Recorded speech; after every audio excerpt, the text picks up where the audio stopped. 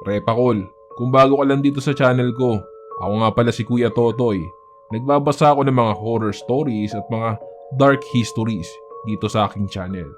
Kung gusto mo ng mga ganong content, don't forget to subscribe at i-click mo na ang notification bell para updated ka every time na mag-a-upload ako. Simulan na natin ang kwentuhan ngayong araw. Serye FM.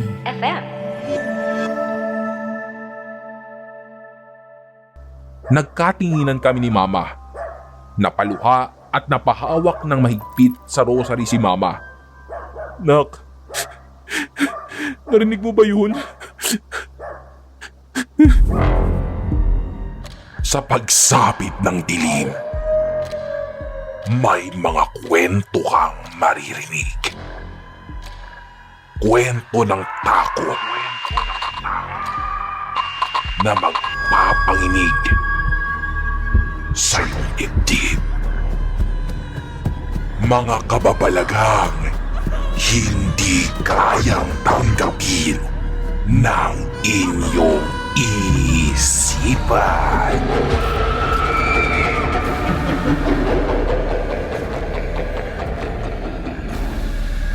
Nagkaganap sa Kilabot Pinoy Horror Stories.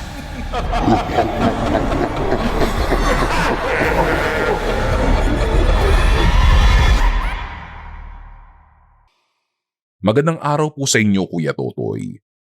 Itago niyo lang po ako sa pangalang Shy.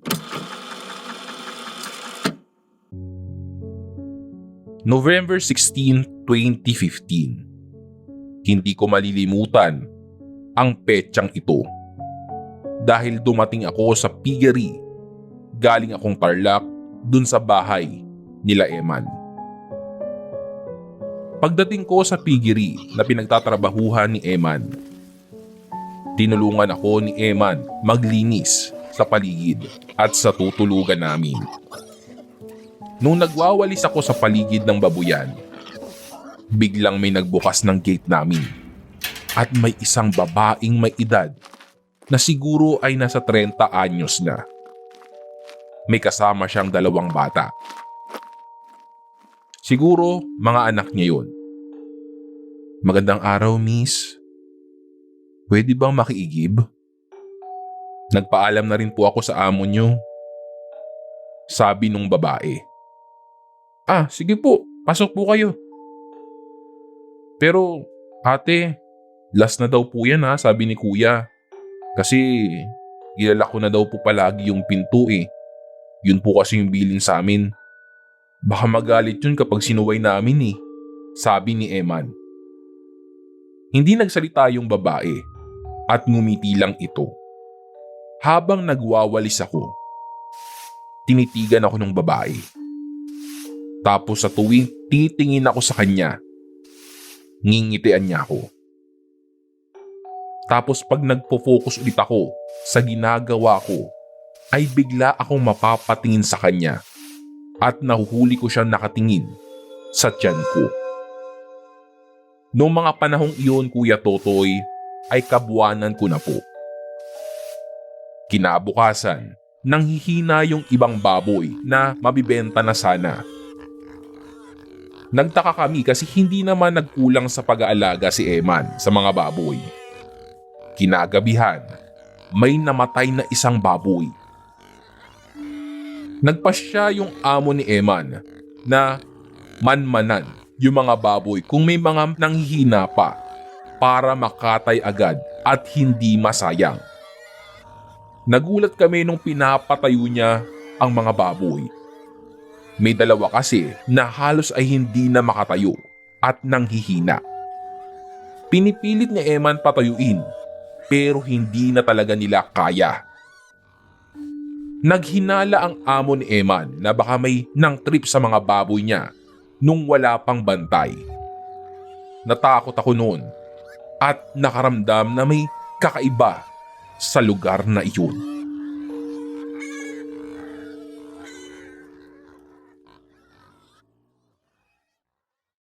November 18, 2015. nanganak na ako. Somewhere in Quezon City payatas po yung piyeri. After 3 days, dumating po ang mama ko para alalayan ako. Kasi nga po, kakapanganak ko pa lang. Kasi ay hindi rin ako maaasikaso ng papa ng baby ko kasi po ay may trabaho siya. Kinagabihan nung araw na iyon ay nag-inuman si mama at si Eman. By the way, Kuya Totoy, si Eman po ang tatay ng baby ko. Hindi po sila nagpakalasing kasi nga po ay may trabaho si Eman. After nila mag-inuman, naglatag na kami ng higaan para matulog. Paghiga ni mama at pagpikit niya, expected ko na po na makakatulog siya agad. Mabilis po kasi makatulog ang mama ko. Ako naman ay hindi pa makatulog dahil hindi ako mapakali. Ewan ko kung bakit. Ang pwesto namin pala noon ay si mama sa tabi ng dingding ng kwarto. Ako at ang baby ko ang nasa gitna. At nasa kabilang gilid naman, si Eman. Si Eman po ay nakatulog agad kasi pagod siya at nakainom. Si mama, hindi rin pala makatulog agad. Ikot lang siya ng ikot sa higaan. Nakaidlip na po ako at nagising ako ng mga bandang 12:30 a.m. Nakita ko kasi si mama na nakaupo at hawak ang rosaryo niya.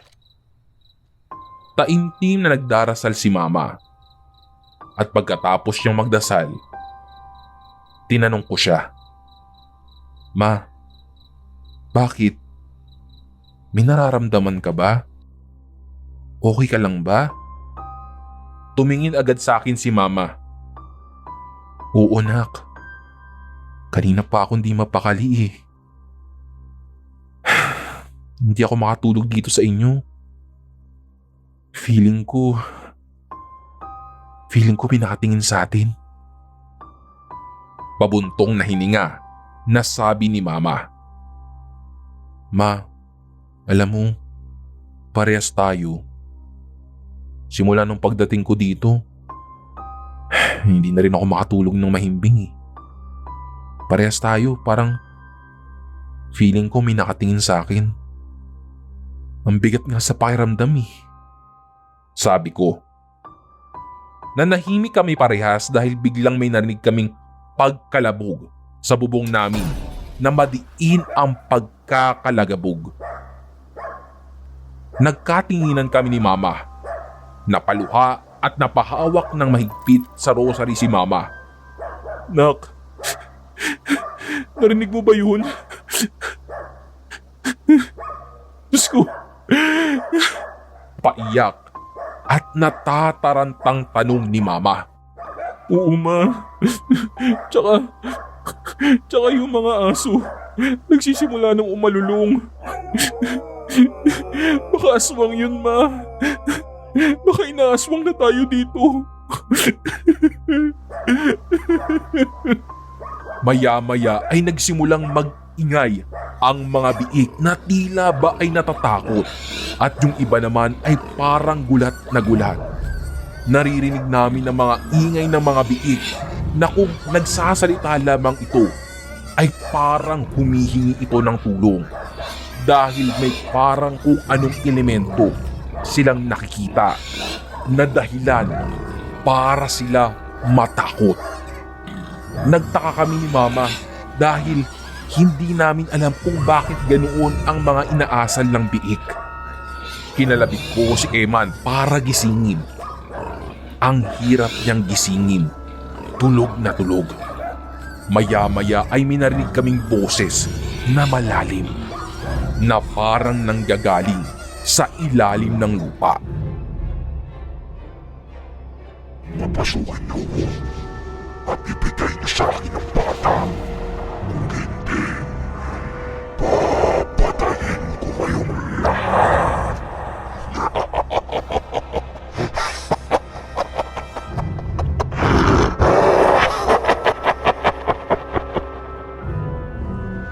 Tumaas ang balahibo namin ni Mama nang marinig namin ang boses na yun.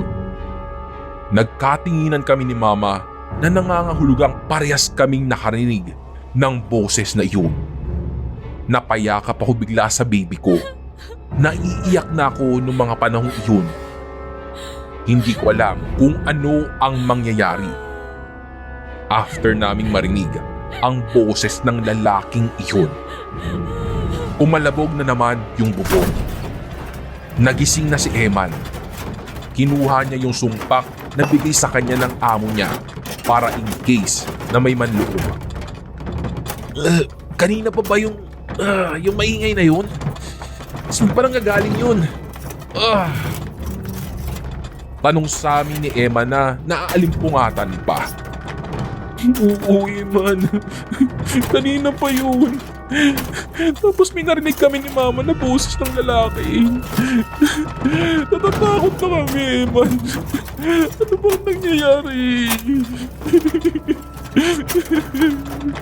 Minura-mura ni Eman yung nasa bubong. Hoy! Tangina mong aswang ka! Layuan mo pamilya ko! Kung hindi, ako talaga makakaharap mo. Mata lang ang walang latay sa'yo. Mapapaaga buhay mo, wag mo akong subukan. Pagkatapos niyang magmura ay lalong lumakas ang boses ng lalaki sa bubong na tila gigil na gigil. Matapang ka talaga. Talagang hindi bibigay sa akin yung bata. Hindi kayo madala sa mabuting pakiusap. Ngayong gabi, tatanak ang dugo.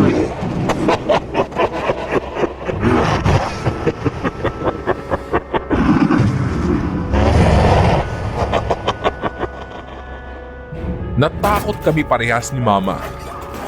Nagdasal kami ni Mama ng taimtim, habang si Emma naman ay minamanmanan ang bubong. Hindi kami tumigil sa kakadasal hanggat hindi nagliliwanag. Habang nagdadasal kami ni Mama, yung mga baboy at aso sa paligid namin ay patuloy na nag-iingay. Sinilip ni Eman sa kabilang kwarto yung mga baboy kung bakit nag-iingay. Nagtaka siya kung bakit nakapatay na ang ilaw sa babuyan. Samantalang bilin sa amin ng amo niya ay huwag patayan ng ilaw ang mga baboy. Hindi niya nakita kung ano ang nangyayari sa labas. Bumalik si Eman sa kwarto namin para bantayan kami.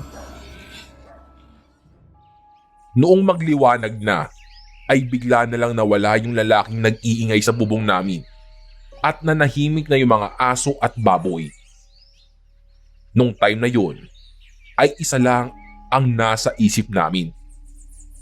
Naisip namin na baka aswang yung nasa bubong namin noong gabing iyon. Hindi ito guni-guni. Totoong nangyari ito sa amin. Nagustuhan mo ba ang kwento natin ngayon sa Kilabot Pinoy Horror Stories? Like and subscribe na sa aming YouTube channel. Give us 5 stars rating. Kung may sarili kang nakakatakot na kwento, ipadala ito sa aming Facebook page o sa kilabotstories2021@gmail.com. Huwag kalimutang i-click ang follow button at notification bell sa Spotify para sa updates sa bagong episodes. Hanggang sa susunod na kwentuhan mga repakol. Paalam!